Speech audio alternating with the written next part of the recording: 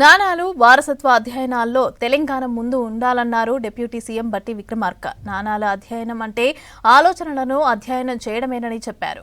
హైదరాబాద్లో దక్షిణ భారతదేశ నాణాలు ఆర్థిక వ్యవస్థపై ఏర్పాటు చేసిన జాతీయ సెమినార్లో పాల్గొన్నారు బట్టి విక్రమార్క. ఇక వారసత్వ ఆధారిత పరిశోధనకు తెలంగాణ ప్రభుత్వం సహకరిస్తుందని చెప్పారు.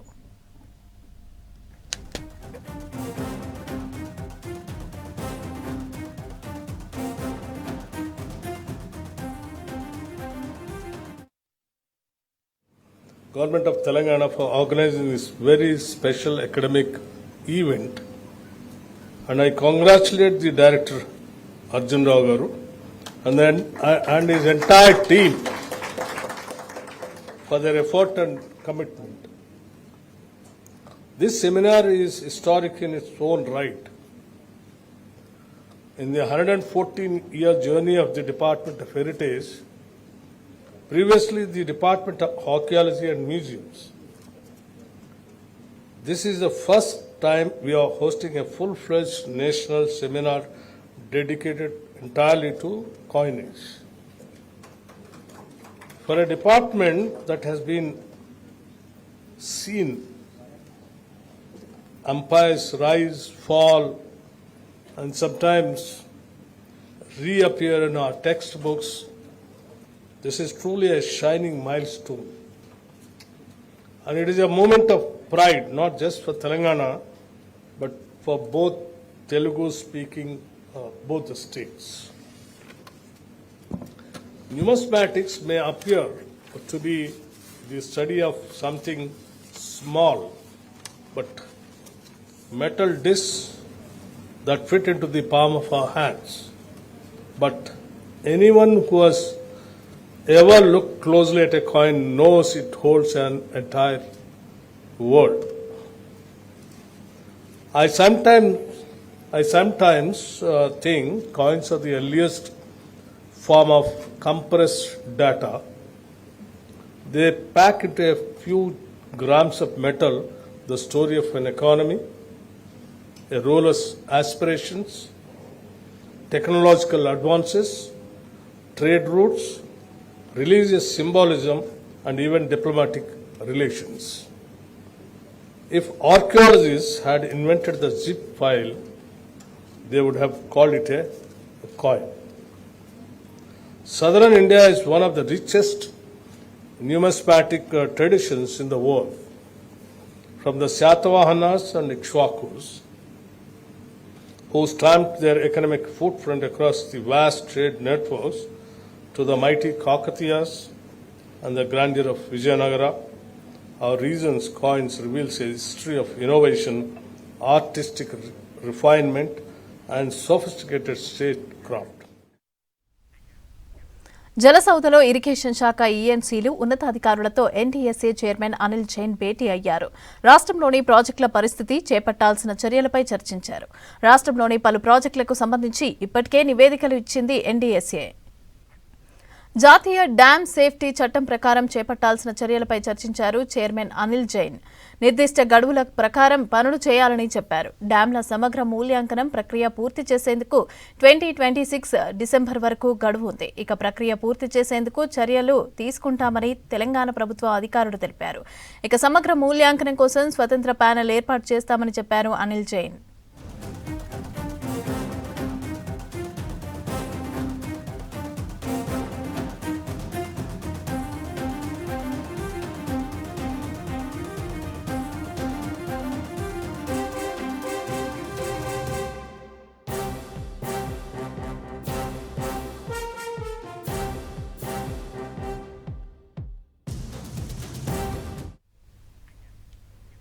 నకిలీ విత్తనాలతో మోసపోయామని రైతు కమిషన్ న్యాయం చేయాలని కోరారు మెదక్ జిల్లా రైతులు.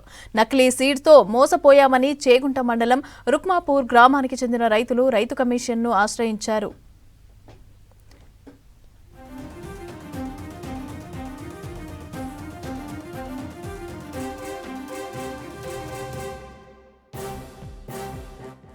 ఓ ప్రైవేట్ సీడ్ కంపెనీ సీడ్స్ ను 100 ఎకరాలకు పైగా వరి సాగు చేశామని అన్నారు రుక్మాపూర్ రైతులు.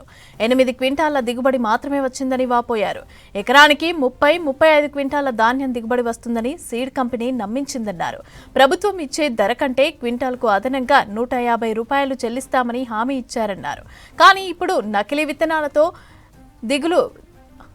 దిగుబడే రాలేదని కమిషన్ చైర్మన్ కోదండరెడ్డి ఎదుట ఆందోళన వ్యక్తం చేశారు.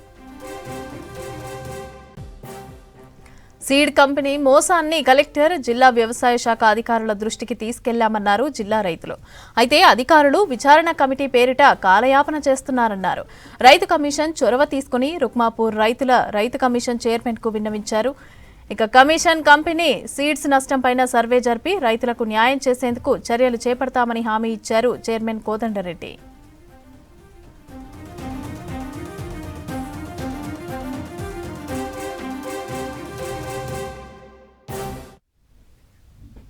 ఈ నెల 16న జీహెచ్ఎంసీ కౌన్సిల్ ప్రత్యేక సమావేశం నిర్వహిస్తామని తెలిపారు మేయర్ గద్వాల్ విజయలక్ష్మి.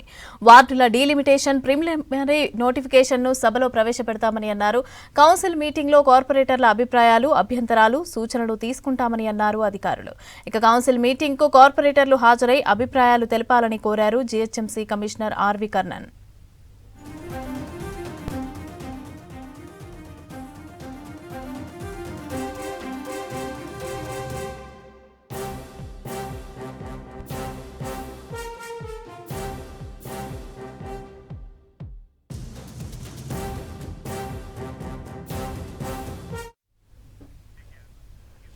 జీహెచ్ఎంసీలో కొత్తగా ఏర్పాటు చేసిన 300 వార్డుల డీలిమిటేషన్పై అభ్యంతరాలు స్వీకరిస్తున్నారు అధికారులు. వార్డుల విభజన సరిగ్గా జరగలేదంటూ అభ్యంతరాలు వస్తున్నాయని రాజకీయ పార్టీలు తెలిపాయి. ఇక కొత్త వార్డుల బౌండరీలు నిర్ధారించే మ్యాప్ రిలీజ్ చేయకపోవడంతో అభ్యంతరాలు చెబుతున్నారు. కమిషన్ను కలిసి ఫిర్యాదులు అందిస్తున్నారు బీజేపీ, మజ్లిస్ నేతలు. ఇక ఈ నెల 17వ తేదీ వరకు అభ్యంతరాలు స్వీకరించనున్నారు. ఇదే విషయంపై మరింత సమాచారం సదానందం అందిస్తారు. వార్డుల డీలిమిటేషన్ తర్వాత అభ్యంతరాలన్నింటి కూడా జీహెచ్ఎంసీ అధికారులు స్వీకరిస్తున్నారు. జీహెచ్ఎంసీ హెడ్ ఆఫీస్తో పాటు జోనల్, సర్కిల్ ఆఫీసులలో ఎవరైనా కొత్తగా ఏర్పాటు చేసిన ఈ వార్డులపైన ఎలాంటి అభ్యంతరాలున్నా, సూచనలున్నా లిఖితపూర్వకంగా రిటర్న్ ఫార్మాట్లో ఇక్కడ ఏర్పాటు చేసినటువంటి అధికారులకు వచ్చి ఇవ్వచ్చంటూ కూడా జీహెచ్ఎంసీ అధికారులు అన్ని ఆఫీసెస్లో, అంటే జీహెచ్ఎంసీ హెడ్ ఆఫీస్లో, జీహెచ్ఎంసీ జోనల్ ఆఫీస్లో, జీహెచ్ఎంసీ సర్కిల్ ఆఫీసెస్లో, అలాగే ఆల్రెడీ ఇప్పటికే జీహెచ్ఎంసీలో విలీనమైనటువంటి 20 మున్సిపాలిటీస్ కానీ 7 కార్పొరేషన్లు, సో వాటిని కూడా ప్రస్తుతం సర్కిల్ ఆఫీస్ లాగా భావించి అక్కడ కార్యకలాపాలు అక్కడి నుంచే చేస్తున్నారు. కాబట్టి ఆయా ఆఫీసుల్లో కూడా ఎలాంటి అభ్యంతరాలున్నా, ఎలాంటి సూచనలున్నా చేసుకోవచ్చు అంటూ జీహెచ్ఎంసీ అధికారులు చెప్తున్నారు. సో దీనికి అనుగుణంగానే నిన్న ఒక్కరోజే, అంటే నిన్న స్టార్ట్ చేశారు, నిన్నటి నుంచి ఈ నెల 17 వరకు మొత్తం ఈ అభ్యంతరాలన్నీ కూడా స్వీకరిస్తున్నారు. నిన్న ఒక్కరోజే head office, zonals and circle ఆఫీసులలో కలిపి 40 అభ్యంతరాలు, సూచనలు వచ్చాయి. సో వీటిని 17 తారీఖు వరకు స్వీకరించి ఆ తర్వాత వీటన్నిటిని కూడా పరిశీలించిన తర్వాత 18 తారీఖు ఈ స్టాండింగ్ కమిటీలో దీన్ని పెట్టి చర్చించిన అనంతరం సో ఈ సూచనలు, అభిప్రాయాలు, అభ్యంతరాలను వీటన్నిటిని చూసి అప్పుడు ఫైనల్ గెజిట్ రిలీజ్ చేస్తాము. ఆ తర్వాత కౌన్సిల్ మీటింగ్ ఉంటుంది. కౌన్సిల్ మీటింగ్లో ఆమోదించిన తర్వాత ఈ గెజిట్ విడుదల చేస్తామని అధికారులు చెప్తున్నారు. ఇప్పటికే వివిధ రాజకీయ పార్టీలు, పబ్లిక్, పౌరులు స్వతంత్రంగా వచ్చి కూడా తమ అభ్యంతరాలను తెలుపుతున్నారు. సో ఈరోజు బీజేపీకి సంబంధించిన నేతలు వచ్చి జీహెచ్ఎంసీ కమిషనర్ కలిశారు. ఇందులో ముఖ్యంగా ఇప్పటికే ఈ డీలిమిటేషన్కు సంబంధించి 300 వార్డులను చేశారు, కానీ అసలు వార్డులు ఎలా చేశారు, సో దేని ప్రాతిపదికన చేశారు, సో జనాభా ప్రాతిపదికన చేశామని అధికారులు చెప్తున్నా కూడా ఇందులో పూర్తిగా అవాస్తవం. అలాగే ఇప్పటివరకు మ్యాప్ కూడా ఇవ్వలేదు. సో వేటిని ఏ రూట్లో ఎక్కడెక్కడ ఏమేమి ఉన్నాయి, సో ఏ వార్డుకు సంబంధించిన మ్యాప్ ఏంటి అనేది ఇప్పటి వరకు రిలీజ్ చేయలేదు. సో ఆ మ్యాప్ రిలీజ్ చేయాలంటూ కూడా అటు బీజేపీ నేతలు కోరుతున్నారు. అలాగే ఈ సూచనలు, అభిప్రాయాలు, కంప్లైంట్స్ రిసీవ్ చేసేటువంటి టైం కూడా కేవలం 7 రోజుల పాటే ఇచ్చారు. సో దాన్ని 7 రోజులు కాకుండా దీన్ని పెంచాలంటూ కూడా మరొక నెల రోజుల పాటు దీన్ని స్వీకరించాలంటూ కూడా వారు కోరుతున్నారు. ఇటు మజ్లిస్కు సంబంధించిన వాళ్ళు కూడా నిన్న వచ్చి జీహెచ్ఎంసీ కమిషనర్ని కలిశారు. సో ఎమ్మెల్యే అక్బరుద్దీన్తో పాటు ఇతర కార్పొరేటర్లు వాళ్ళందరూ వచ్చి కలిశారు. సో వాళ్ళు కూడా ఈ డీలిమిటేషన్ పైన మాకు కూడా అభ్యంతరాలు ఉన్నాయంటూ కూడా వాళ్ళు కూడా లిఖితపూర్వకంగా ఒక కంప్లైంట్ ఇచ్చారు. సో ఇదే కాకుండా ఇంకా కొన్ని వార్డులు ఏర్పాటు పైన, అంటే కొన్ని ఇప్పటికే ఏర్పాటు చేసినటువంటి వార్డులు గతంలో కొన్ని వార్డులు 2 అసెంబ్లీ నియోజకవర్గాల్లో ఉండేవి. సో అట్లా ఇబ్బంది అయింది. అది సోమాజిగూడ చూసుకుంటే ఖైరతాబాద్ అలాగే జూబ్లీ హిల్స్ ఈ రెండిట్లో ఉండేది కాబట్టి ఇబ్బంది అయింది.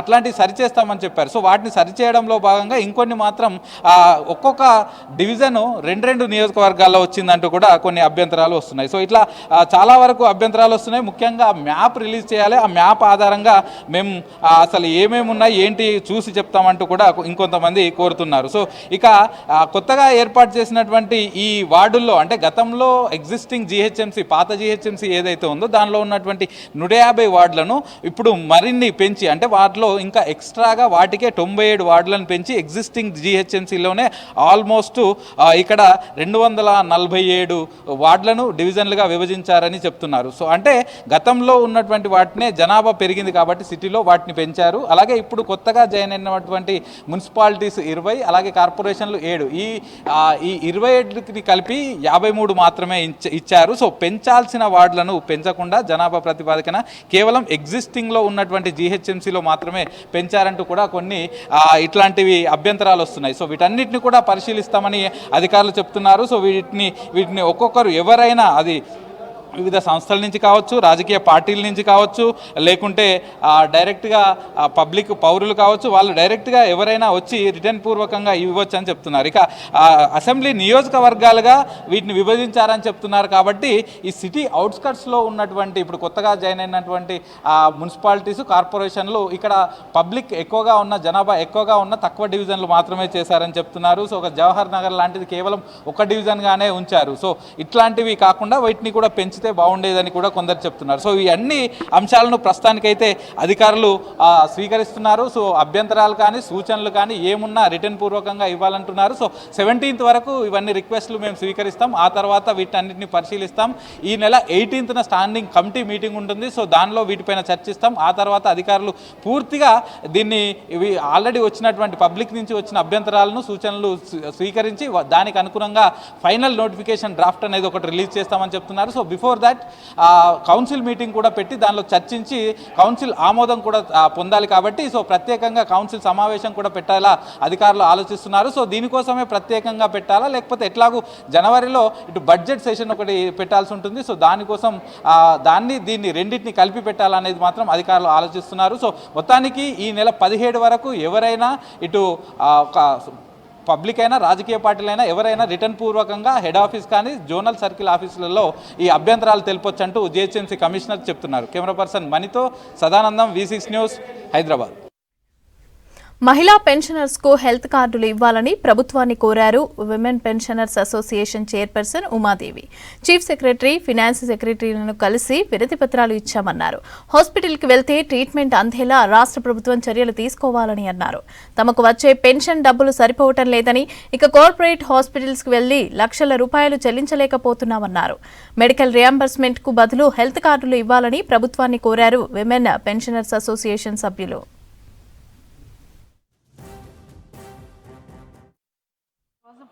ఫస్ట్ చీఫ్ సెక్రటరీ గారికి హెల్త్ కార్డు మీద ఇవ్వడం జరిగింది. ఇంతకుముందు మనకు కమిటీ పెట్టినప్పుడు ఆ కమిటీలో డిక్లేర్ చేశారు హెల్త్ కార్డు ఇస్తాము అతి త్వరలో అని.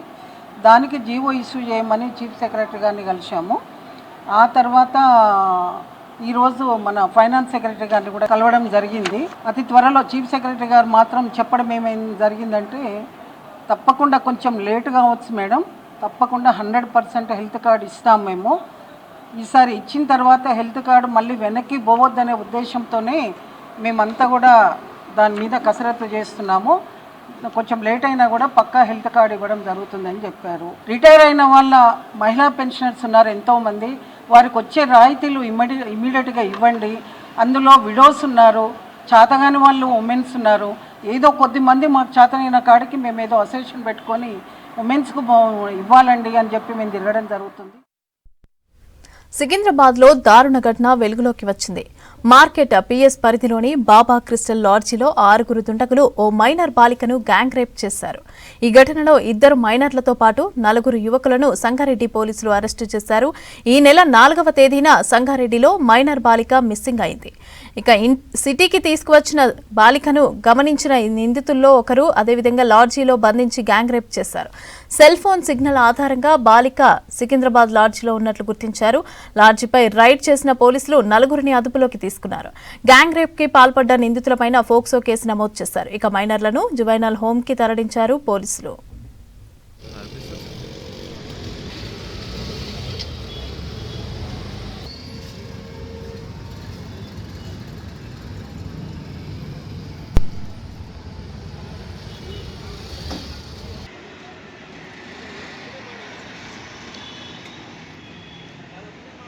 ఎల్లుండి హైదరాబాద్ కు రానున్నారు ఫుట్బాల్ లెజెండ్ మెస్సీ. దీంతో ఉప్పల్ స్టేడియంలో ఏర్పాట్లు చేస్తున్నారు అధికారులు. మెస్సీతో CM Revanth Reddy friendly match ఉండటంతో భారీగా అభిమానులు వచ్చే అవకాశం ఉంది. గ్రౌండ్ మొత్తం వాటర్ స్ప్రే చేశారు. సీటింగ్ చైర్స్ మరమ్మతులు చేసి పెయింటింగ్ వేశారు. ప్రత్యేకంగా సీసీ కెమెరాలు, డిజిటల్ స్క్రీన్లు ఏర్పాటు చేశారు. ఇక ఉప్పల్ స్టేడియంలో ఏర్పాట్లపై మరింత సమాచారం అజయ్ అందిస్తారు.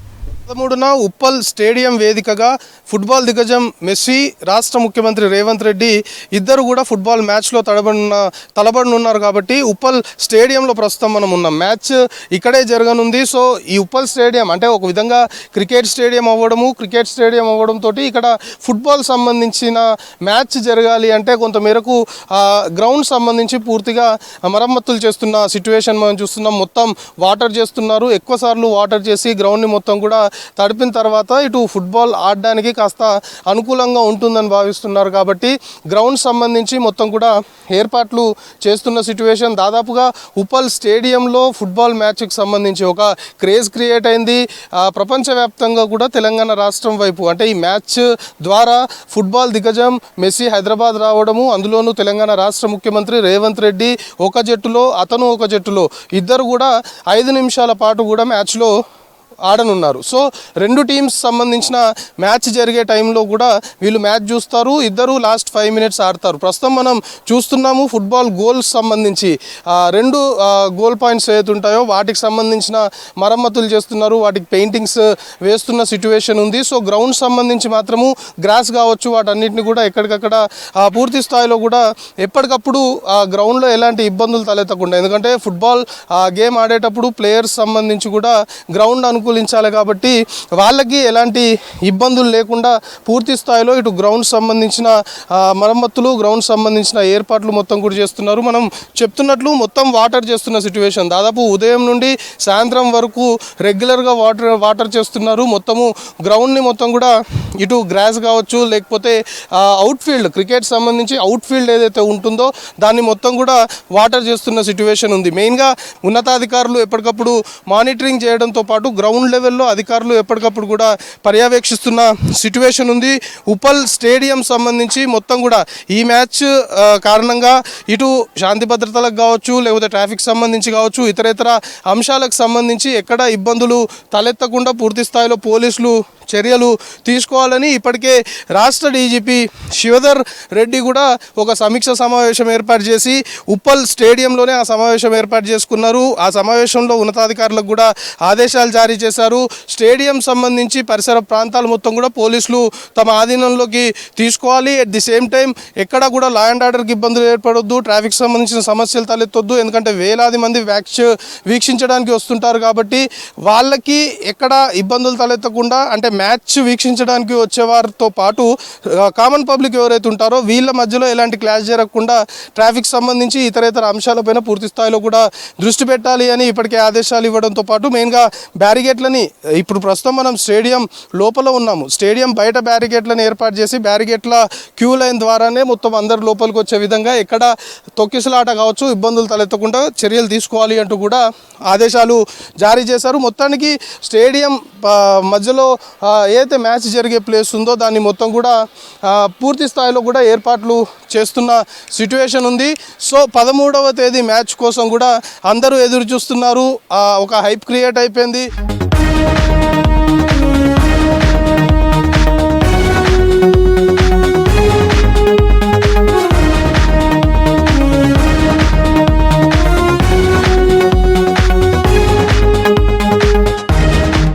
స్టేడియం గ్రౌండ్కి ఫస్ట్ ఫేజ్లో ఉన్నటువంటి సీటింగ్ అన్నమాట. దీనికి మొత్తం కూడా పెయింటింగ్ వేయడము, మొత్తము గతంలో కొంతమేరకు చైర్లు విరిగిపోవడం కావచ్చు, అలాంటి ఏమైనా రిపేర్స్ ఉన్నా కూడా వాటన్నిటిని కూడా చేయించిన సిచ్యువేషన్. అయితే ఈ మ్యాచ్ కోసము మొత్తం కూడా ఆన్లైన్లో టికెట్స్ సంబంధించి విక్రయాలు జరుగుతున్నాయి.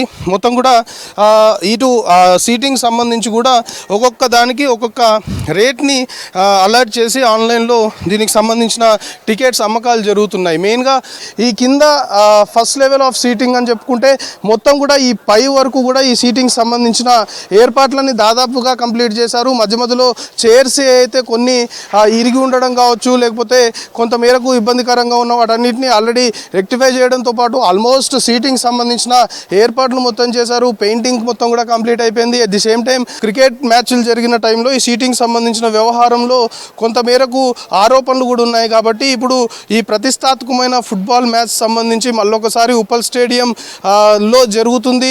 సో ఉప్పల్ స్టేడియం సంబంధించి సీటింగ్ కావచ్చు, లేకపోతే వచ్చే ప్రేక్షకులకి ఎలాంటి ఇబ్బందులు తలెత్తకుండా చూసుకోవాలని ఇప్పటికే అధికారులు ఆదేశాలు జారీ చేశారు. కాబట్టి ఎవరైతే ప్రేక్షకులు వస్తారో వాళ్ళకి ఎలాంటి ఇబ్బందులు తలెత్తకుండా సీటింగ్ సంబంధించిన ఏర్పాట్లన్నీ కూడా అధికారులు, దాంతోపాటు ఇక్కడ ఉన్న సిబ్బంది ఎప్పటికప్పుడు కూడా చేస్తున్న సిచ్యువేషన్ ఉంది.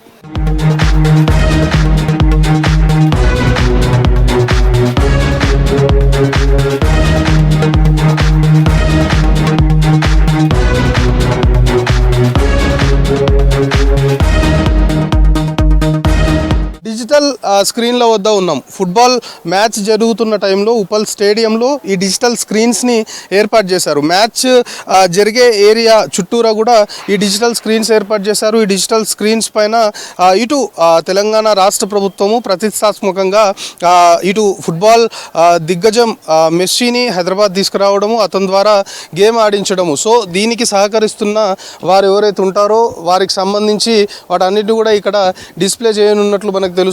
సో ఈ డిజిటల్ స్క్రీన్లు కూడా కొంతమేరకు ఈ మ్యాచ్లో ఇవి ప్రత్యేక ఆకర్షణగా నిల్వనున్నాయి. ఇక పోలీసులతో పాటు సీసీ కెమెరాలకు సంబంధించి సీసీ కెమెరా పర్యవేక్షణ కూడా చాలా ముఖ్యమని చెప్పుకోవాలి. సీసీ కెమెరాలకు సంబంధించి కూడా మొత్తము సీసీ కెమెరా పర్యవేక్షణలో స్టేడియం మొత్తం కూడా ఉండనుంది. సో ఈ సీసీ కెమెరాలకు సంబంధించి ప్రతి ఒక్క మూమెంట్ కూడా రికార్డ్ చేయనుంది. సో ఏదైనా ఇబ్బందికర పరిస్థితులు ఉంటే ఖచ్చితంగా ఈ సీసీ కెమెరాల్లో అవన్నీ కూడా రికార్డ్ అవుతాయి. కాబట్టి పోలీసులకి చాలా ఈజీగా ఉంటుంది. సో ఒకవైపు ఫిజికల్గా పోలీసింగ్ ఉంటుంది, మొత్తము స్టేడియము చుట్టూరా కూడా కట్టుదిట్టమైన భద్రత ఏర్పాటు చేయడంతో పాటు బందోబస్తు ఏర్పాటు చేయనున్నారు. సో దాంతోపాటు ఈ సీసీ కెమెరాలకు సంబంధించి ఎప్పటికప్పుడు సీసీ కెమెరాల్లో కూడా కమాండ్ కంట్రోల్ ద్వారా మొత్తం వీటిని మానిటర్ చేసే దిశగా చర్యలు తీసుకుంటున్నారు.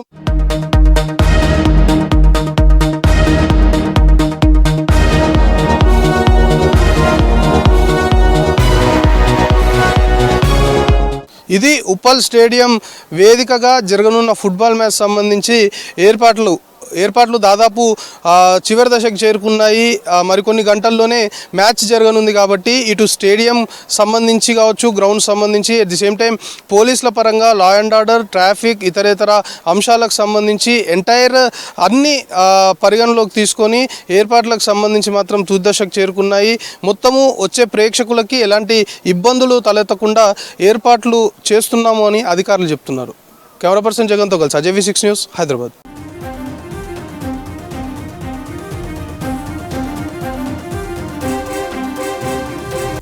రాజన్న సిరిసిల్ల జిల్లా వేములవాడ అర్బన్ మండలం చింతలటానాలో చనిపోయిన సర్పంచ్ అభ్యర్థిని గెలిపించారు గ్రామస్తులు. బీఆర్ఎస్ మద్దతుతో సర్పంచ్ అభ్యర్థిగా షేర్ల మురళి పోటీ చేశాడు. 5 రోజుల క్రితం ప్రచారం చేస్తూ ఉండగా ఒక్కసారిగా గుండెపోటుతో చనిపోయాడు. ఆయన గ్రామస్తులు చనిపోయిన మురళినే సర్పంచ్గా గెలిపించారు. ఇక 378 ఓట్ల మెజార్టీతో అభ్యర్థిని గెలిపించారు గ్రామస్తులు.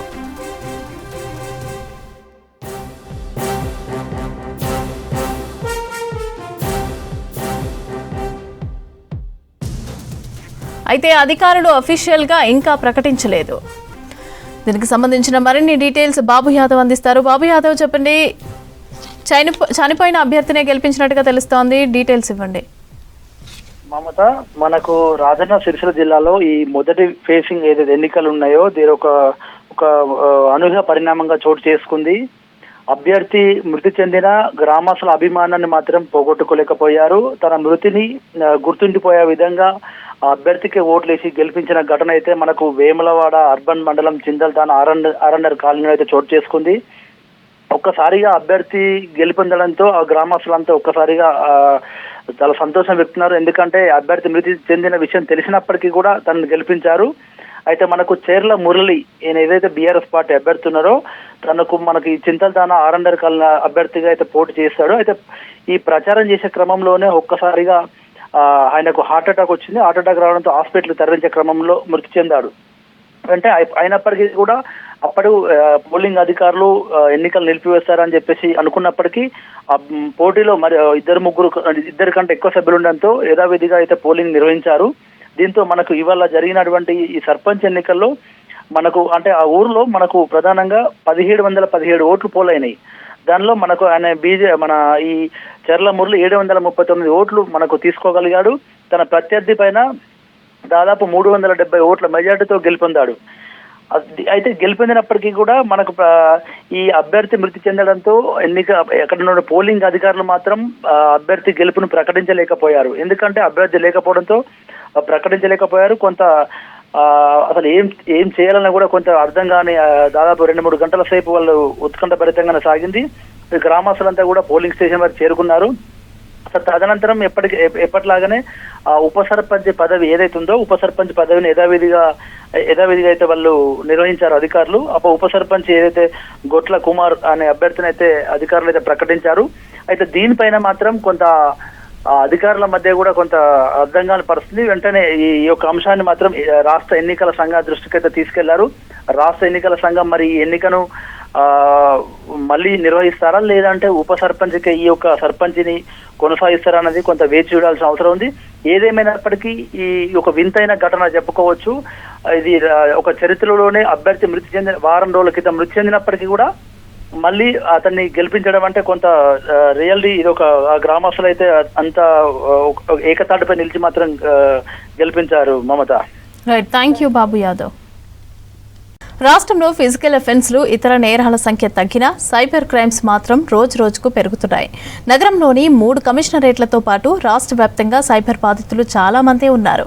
గత సంవత్సరంతో పోలిస్తే సైబర్ నేరాల మోసాలు ఎప్పటికీ తగ్గనప్పటికీ కూడా ఇంకా డిజిటల్ అరెస్టులు నేరాలు జరుగుతూనే ఉన్నాయి. ప్రజల్లోని భయాన్ని ఆసరాగా చేసుకుని కోట్లు కొల్లగొడుతున్నారు సైబర్ నేరగాళ్లు.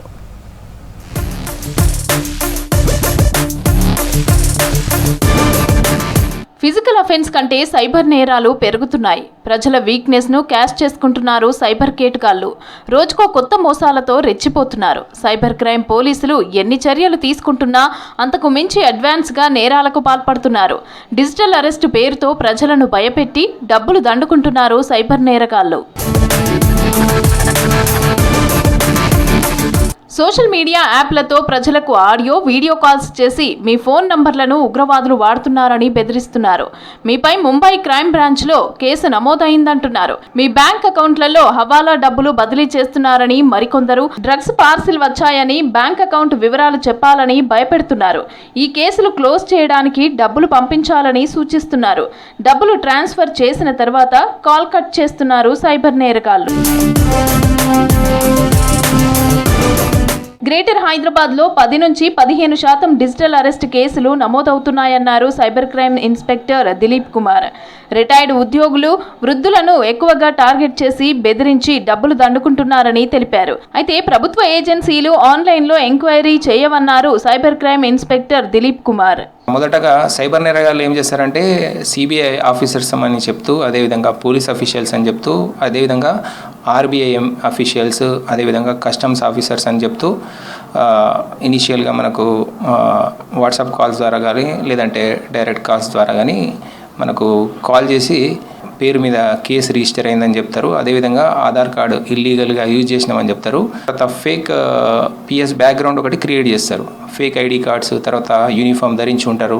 ఈ విధంగా ఒక విధంగా బాధితులు చూసేసరికి నిజమైన పోలీస్ అధికారులమనే ఒక ఊహను క్రియేట్ చేసి పెడతారనమాట. సో దట్ ఆటోమేటిక్గా అక్కడ ప్యానిక్ సిచ్యువేషన్ క్రియేట్ అయిపోతుంది. బాధితులకి ప్యానిక్ సిచ్యువేషన్ క్రియేట్ అయ్యి మీ పైన అరెస్ట్ వారెంట్ ఉంది ఈ కేసులో, కాబట్టి ఏంటంటే మీ యొక్క ఇన్నోసెన్స్ని ప్రూవ్ చేసుకోవడానికి మీరు సెక్యూరిటీ డిపాజిట్ చేయాలని చెప్పేసి సేఫ్ అకౌంట్స్కి వాళ్ళ ద్వారా ఫండ్స్ ట్రాన్స్ఫర్ చేయించుకుంటారు అనమాట. అది జరిగిన తర్వాత ఏమవుతుందంటే ఇది కంటిన్యూస్గా ప్రాసెస్ జరిగి చాలా మటుకు ఫండ్స్ అనేవి ట్రాన్స్ఫర్ అయిపోతాయి. సిబిఐ, కస్టమ్స్, ఆర్బీఐ, పోలీసు అధికారులమంటూ కాల్ చేసి బెదిరిస్తున్నారు సైబర్ నేరగాళ్లు. సీనియర్ సిటిజన్స్ అప్రమత్తంగా ఉండాలన్నారు. సైబర్ నేరగాళ్లు డిజిటల్ అరెస్ట్ వంటి కాల్స్ చేసినప్పుడు dial 100 central cyber help line number 1930కు కాల్ చేసి ఫిర్యాదు చేయాలని సూచిస్తున్నారు సైబర్ పోలీసులు. ఎవరైనా డిజిటల్ అరెస్ట్కు గురవుతున్నామని భావిస్తే మాత్రం వెంటనే ఇందులో ముఖ్యంగా తెలుసుకోవాల్సింది ఏంటంటే పోలీస్ అధికారులు కానీ గవర్నమెంట్ ఏజెన్సీస్ కానీ ఎవరు కూడా వీడియో కాల్లో అరెస్ట్ చేయరు. దాంతోపాటుగా వీడియో కాల్లో ఇన్వెస్టిగేషన్ అనేది ఉండదు. కాబట్టి ఏంటంటే ఎవరైనా కాల్ చేసి మనీ ట్రాన్స్ఫర్ చేయమంటున్నారు పోలీస్ అధికారి కానీ గవర్నమెంట్ అఫీషియల్ కానీ అంటే ఆ కాల్ 100% అది సైబర్ నేరగాల నుంచి వచ్చినట్టుగానే భావించాలి. దాంతోపాటుగా మన యొక్క ఆధార్ వివరాలని అదేవిధంగా బ్యాంక్ అకౌంట్ డీటెయిల్స్ని, ఓటీపీస్ని, యూపీఐ పిన్స్ని అడుగుతున్నాడంటే ఇమీడియట్గా మనం కాల్ కట్ చేయడమే ఉత్తమం. సో దట్ ఎప్పుడైనా అనుమానాస్పద కాల్స్ వచ్చినాయంటే రెస్పాన్స్ ఇవ్వకపోవడం చాలా ఉత్తమం. అదేవిధంగా వీడియో కాల్లో అధికారులు మనకి ఫోన్ చేస్తే మాత్రం వెంటనే కాల్ కట్ చేయండి. దాంతోపాటుగా మీ పైన కేసు రిజిస్టర్ అయిందని చెప్పేసి ఏమైనా కాల్స్ వస్తే మాత్రం మీరు వెంటనే కాల్స్ కట్ చేసి నియరెస్ట్ పోలీస్ స్టేషన్కి వెళ్ళి వెరిఫై చేసుకోండి. కానీ దానివల్ల ప్యానిక్ అయిపోయి ఈ ఫండ్స్ ట్రాన్స్ఫర్ చేయడం జరిగితే సైబర్ క్రైమ్కి గురవుతారు. సైబర్ నేరాలపై ప్రజలకు అవగాహన కల్పిస్తున్నారు సైబర్ క్రైమ్ పోలీసులు. సైబర్ నేరగాళ్ల ఉచ్చులో పడకుండా అప్రమత్తంగా ఉండాలని సూచిస్తున్నారు పోలీసులు. శ్రీశైలం మల్లికార్జున స్వామి అమ్మవార్లను దర్శించుకుంది అఖండ చిత్ర unit. Director Boyapati Srinu, music director Thaman స్వామివారికి ప్రత్యేక పూజలు చేశారు. అనంతరం వేద ఆశీర్వచనం అందించారు పండితులు. స్వామి అమ్మవార్ల వస్త్రాలు, ప్రసాదాలను అందించారు ఆలయ అధికారులు. విఘ్నాలన్నీ తొలగి అఖండ 2 సినిమా రిలీజ్ కానున్న నేపథ్యంలో ఇక స్వామి అమ్మవార్లను దర్శించుకోవడానికి శ్రీశైలం వచ్చామని తెలిపారు డైరెక్టర్ బోయపాటి శ్రీను. ఇక ప్రేక్షకులంతా కూడా సినిమాను చూసి ఆనందించాలని కోరారు బోయపాటి శ్రీను.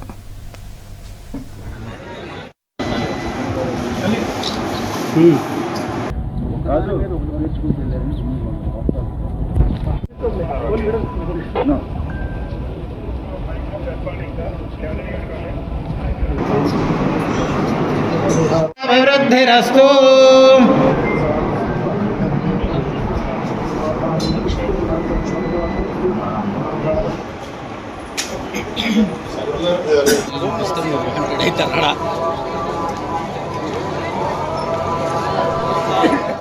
విఘ్నాలు తొలగిపోయి ఈ రోజు అఖండ 2 తాండవం సినిమా ఈ రోజు ప్రీమియర్స్ తో ప్రారంభమవుతుంది. రేపటి నుంచి 12వ తారీఖు నుంచి కంటిన్యూ షోస్ తో ప్రారంభమవుతుంది.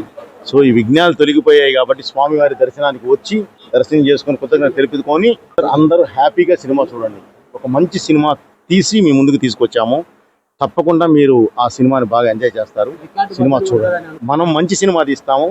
రికార్డులు అవన్నీ ఏంటంటే దైవేచ్ఛ, మనకు సంబంధం లేని మ్యాటర్ అన్ని. గ్యారంటీ ఇది దైవేచ్ఛ. మనం మంచి సినిమా తీసాం, ప్రేక్షకుల ముందు తీసుకొచ్చాం, ఆదరిస్తారని ఆశిస్తున్నాను.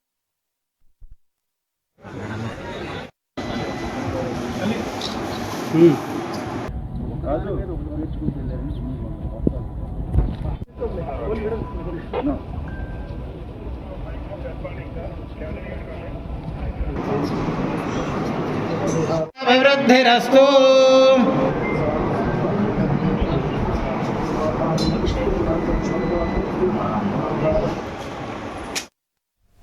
భవన నిర్మాణ రంగ కార్మికులకు ఇచ్చే ఎక్స్గ్రేషియా పెంచింది రాష్ట్ర ప్రభుత్వం. ఇందులో భాగంగానే యాక్సిడెంటల్ డెత్ ఎక్స్గ్రేషియాను 10 లక్షలకు, సహజ మరణానికి ఇచ్చే సహాయాన్ని 2 లక్షలకు పెంచుతున్నట్లు కార్మిక శాఖ ప్రకటించింది.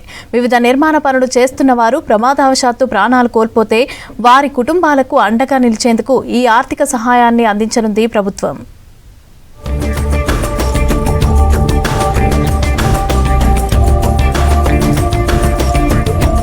రాష్ట్రంలో భవన, ఇతర నిర్మాణ రంగంలో పనిచేస్తున్న కార్మికుల సంక్షేమం కోసం కృషి చేస్తోంది తెలంగాణ ప్రభుత్వం. ప్రమాద బారిన పడిన వారికి ఎక్స్గ్రేషియా పెంచుతూ నిర్ణయం తీసుకుంది. యాక్సిడెంటల్ డెత్ ఎక్స్గ్రేషియాను 6 లక్షల నుంచి 10 లక్షలకు, సహజ మరణానికి ఇచ్చే సాయాన్ని 1,30,000 నుంచి 2 లక్షలకు పెంచుతున్నట్లు కార్మిక శాఖ తెలిపింది. పరిహారాన్ని పెంచడం పట్ల హర్షం వ్యక్తం చేస్తున్నారు కార్మికులు.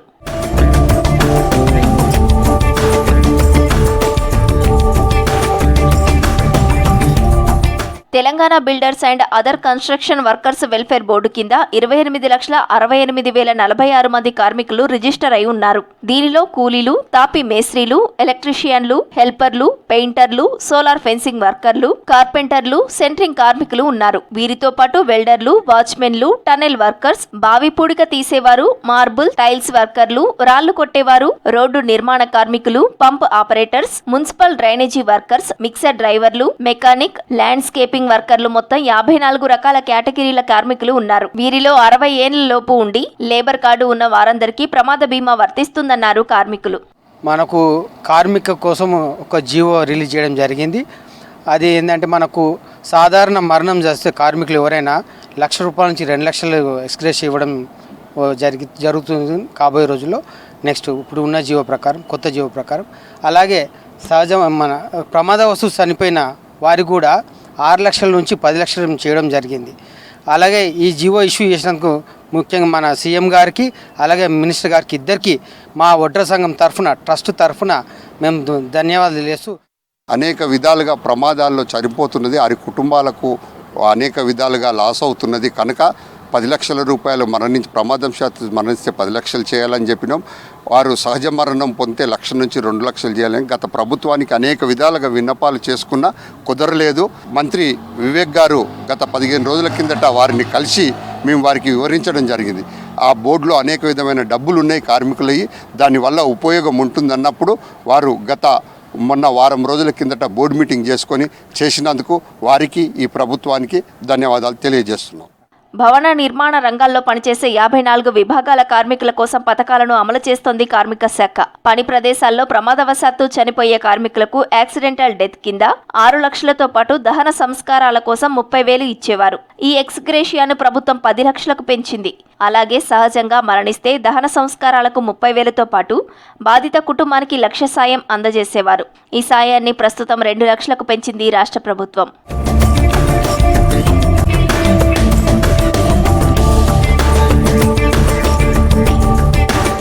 భవన నిర్మాణ కార్మికుల కూతురి పెళ్లికి 30,000, వర్కర్ భార్యకు లేదా కూతురు ప్రసూతికి 30,000, ప్రమాదవశాత్తు గాయపడి పని చేయలేని పరిస్థితి ఏర్పడితే 4 లక్షలు, పూర్తిగా వికలాంగులైతే 5 లక్షల రూపాయలు అందజేస్తోంది కార్మిక శాఖ.